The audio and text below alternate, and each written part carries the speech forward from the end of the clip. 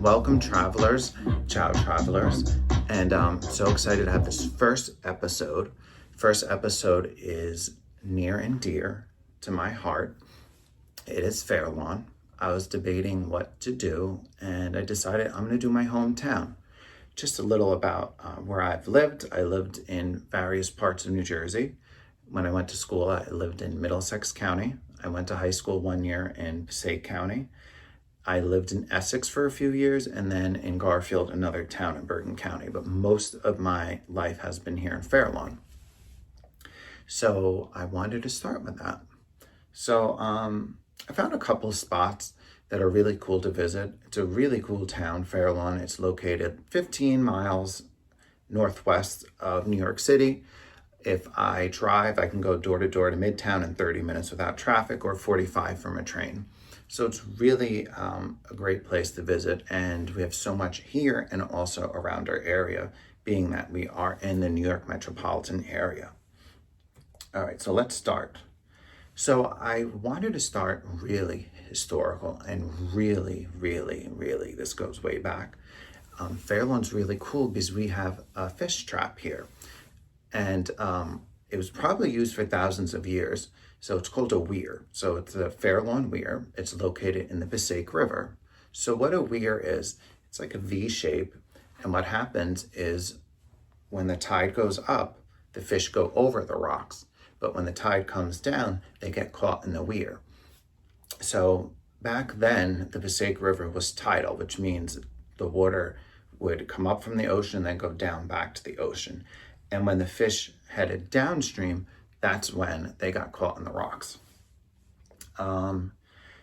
So really, this is a testament to sustainable practices and sustainability, because this really was used for hundreds, maybe thousands of years.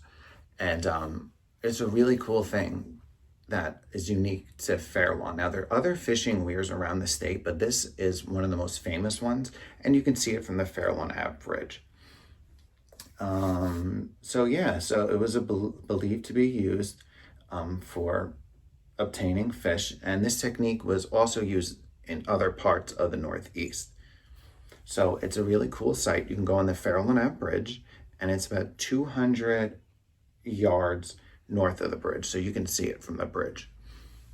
So something to check out. So next on our little historical tour of Fairlawn is the Garrison Forge and Farm. So the house was believed to be built in 1719. And what's special about this and the next house we're going to talk about is that it is Dutch colonial architecture.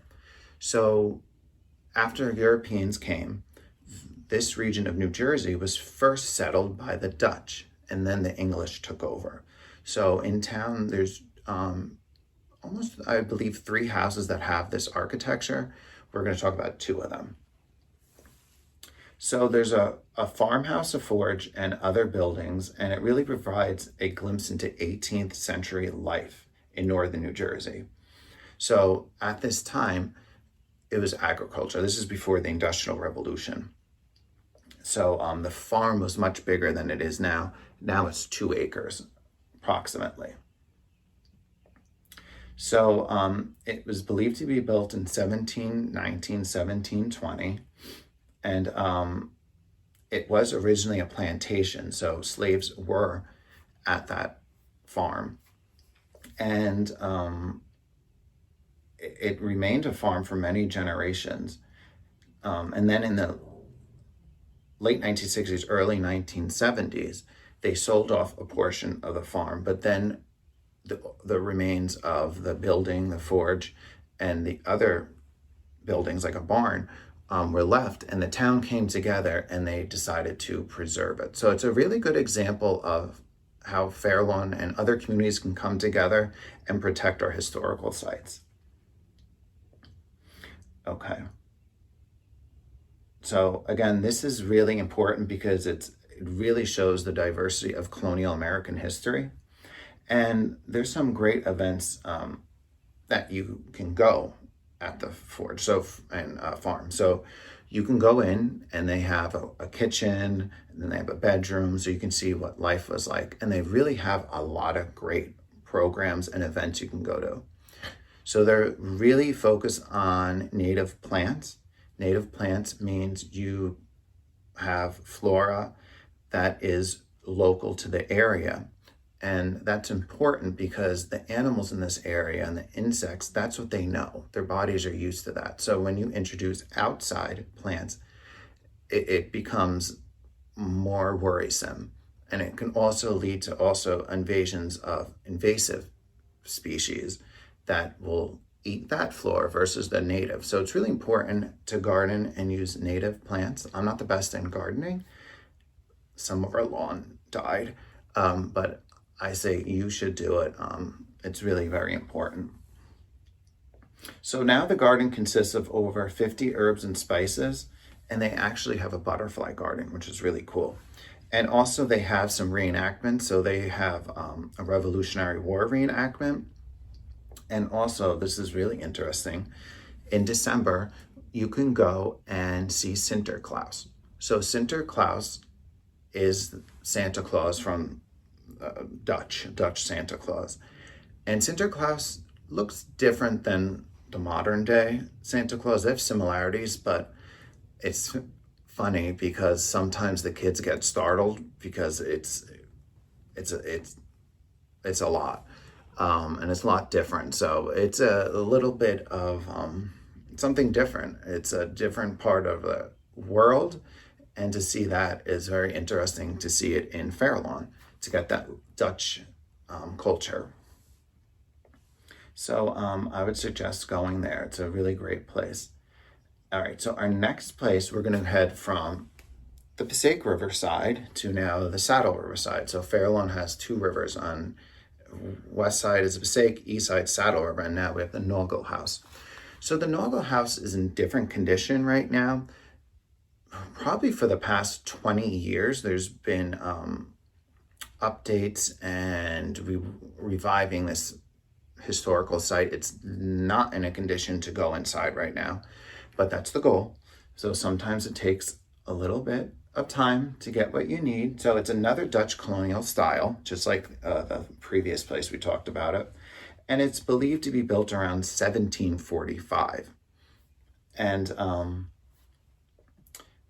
this was an important site because it is believed that George Washington stayed there during the Revolutionary War. So New Jersey really had a lot of battles and was very important for the Revolutionary War. And there's so many sites to see, and this is one of them.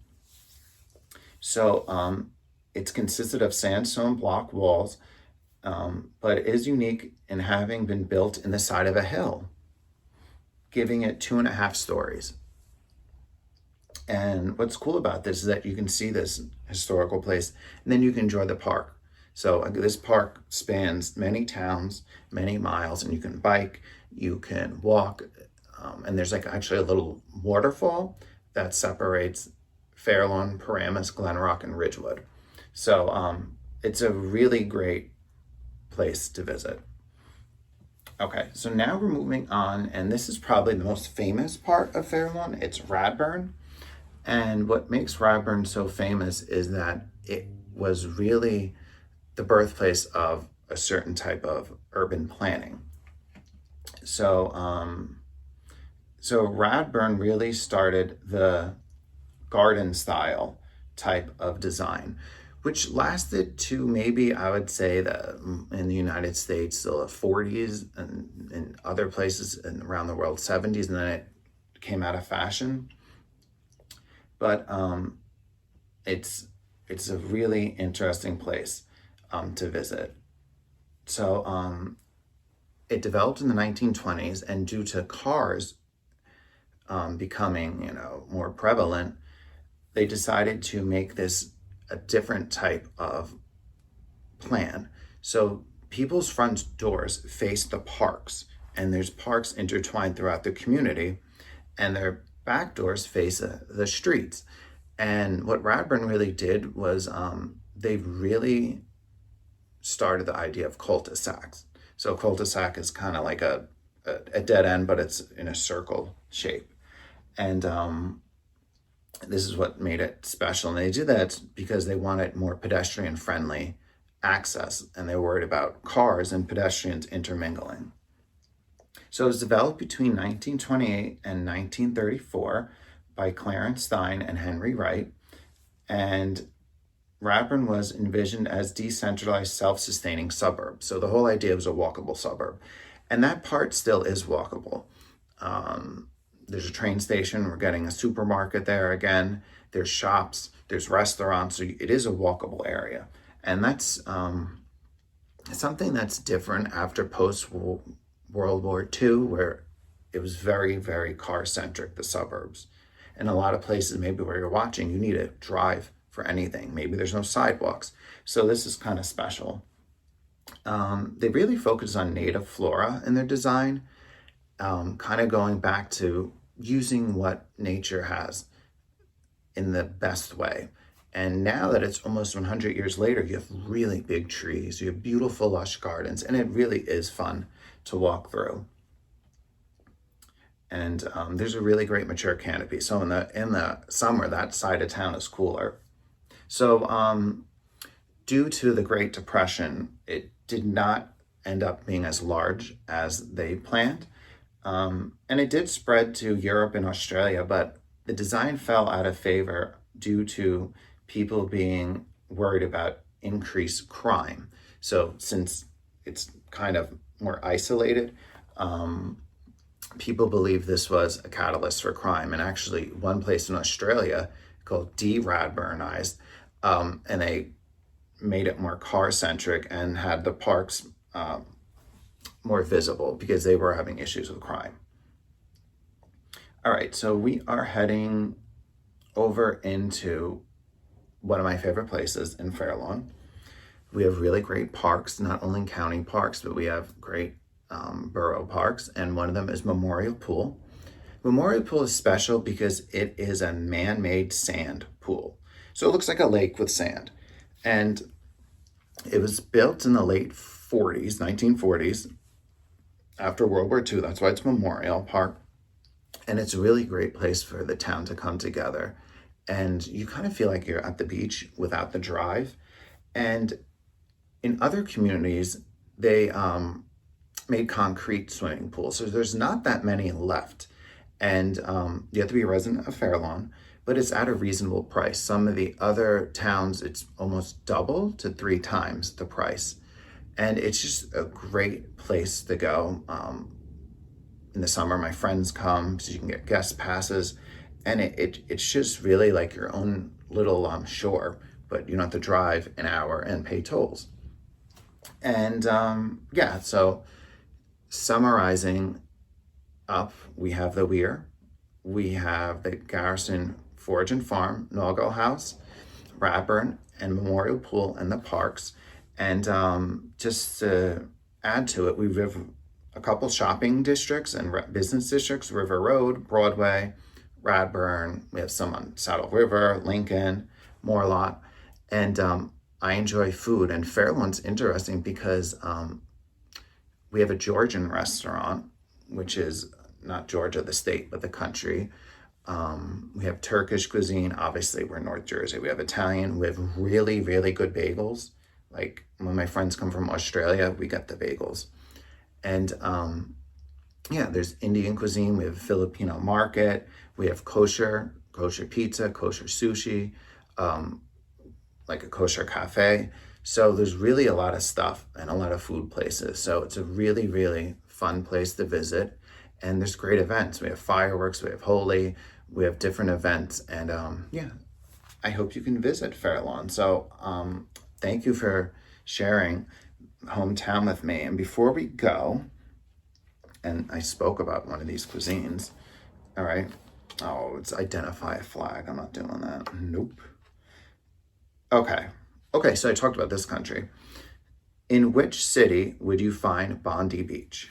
5, 4, 3, 2, 1. Sydney, Australia. And actually that was that area that de-Radburnized was in Sydney. It was a neighborhood of there. Okay, that's really easy. Which city stands on the Vistula River? I don't even know this. 5, 4, 3, 2, 1. Warsaw. Huh. That's in Poland. I do want to get to Poland. Okay. This is easy, and this will be the last one before we go. What leaf appears on the Canadian flag? 5, 4, 3, 2, 1. And it's the maple leaf. I like maple syrup. I do. Well, thank you again for having this journey with my hometown. Our next episode is going to be about England. So I will see you then, and ciao, travelers. Thank you.